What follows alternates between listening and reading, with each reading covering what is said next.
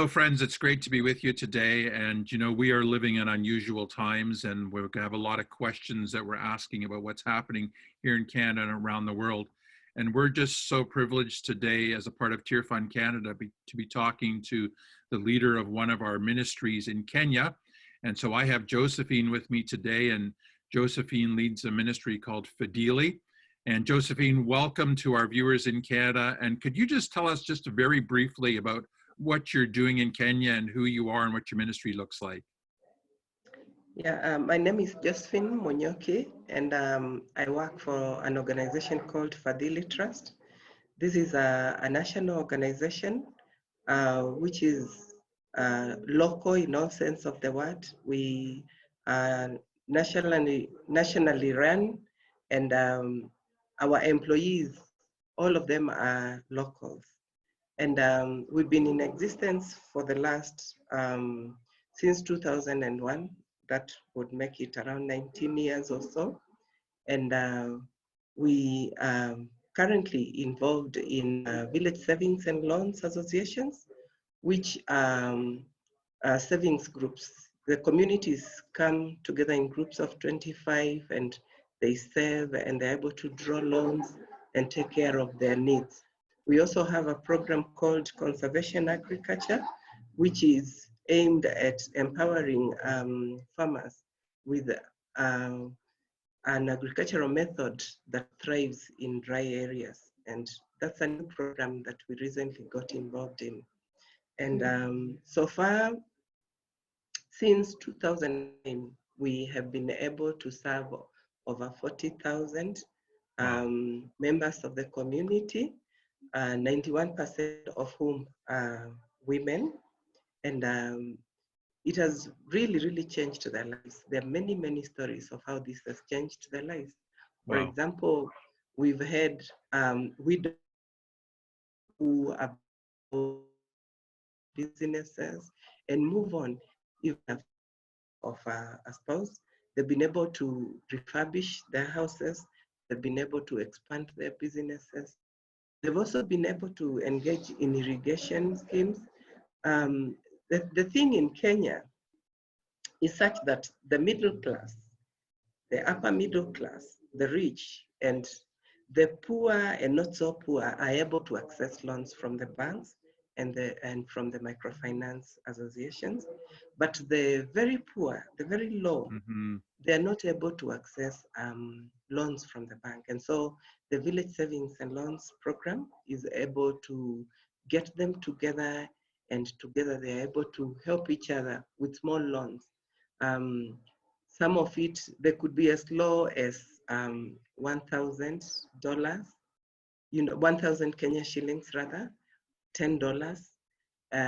They could be as high as 30,000 shillings. Yeah. They're able to live, they're able to continue living, they're able to develop their lives, even though they may not access a bank loan or something like that. What I love about the work that you're doing, Josephine, is you're helping people to lift themselves out of poverty, right? And I know that what you invest in people is you invest knowledge, and through knowledge they're able to find their own way out of poverty and to really kind of address the core issues. And I'm sure it must be exciting for you to be able to see and hear those stories of people escaping poverty and being able to really take care of some of their own needs.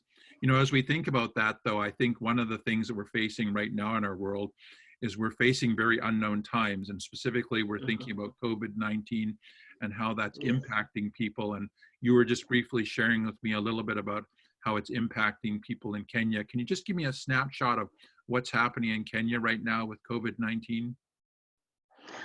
About 3 weeks ago, we got our very first case of COVID-19. And for a week, the numbers were not climbing. And so we were very hopeful that it would not get worse. But this last week, and particularly these last 2 days, the numbers have really grown to double digits. Yesterday, it was 22 new cases. Today, it is 29. We don't know what will be there tomorrow. Currently, we have 110. Now, 110 could be seen as a small number.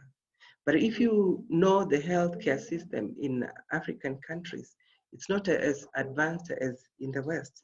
And so as a result, we are really on our knees saying, please God, let it not be people, because then we could get overwhelmed very easily. The system could really get overwhelmed very easily, and we would see huge numbers.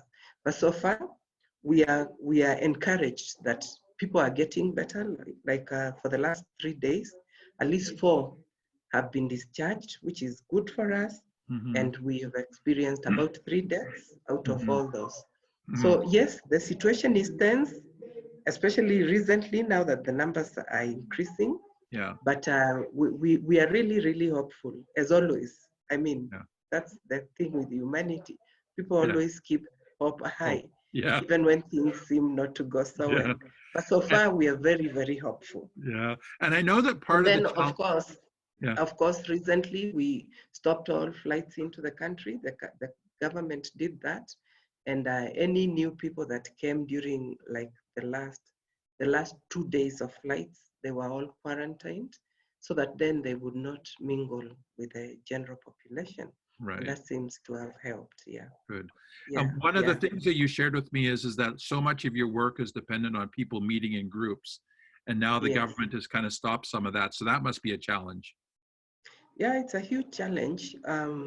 For successful implementation of village savings and loans programs, people have to meet in groups of 25, groups of 18, groups of up to 30 maximum.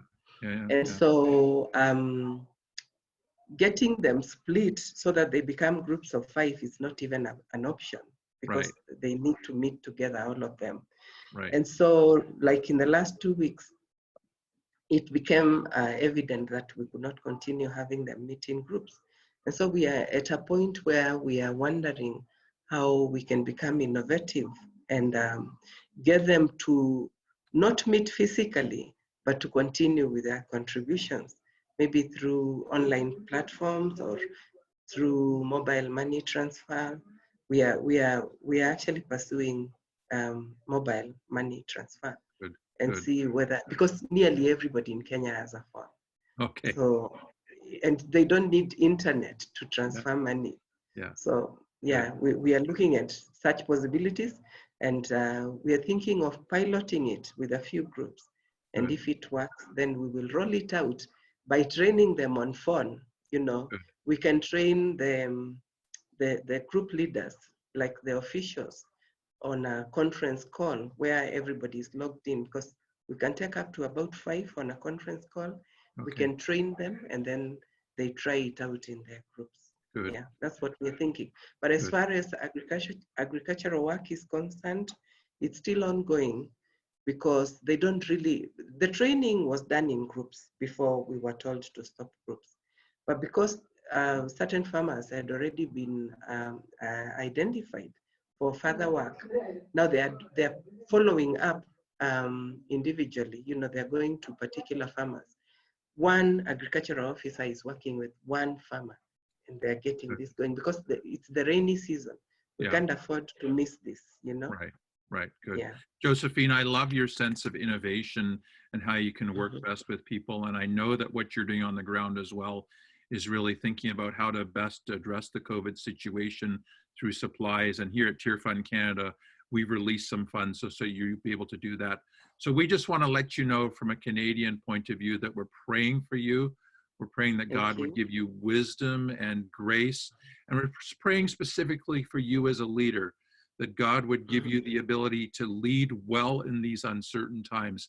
And part of the conviction and hope we have as Christians is that God will do that. And so God bless you. We're praying for you, and we trust that you would know his strength in these days ahead. Thank you. Thank you very much, Dan. Yeah. Thank you.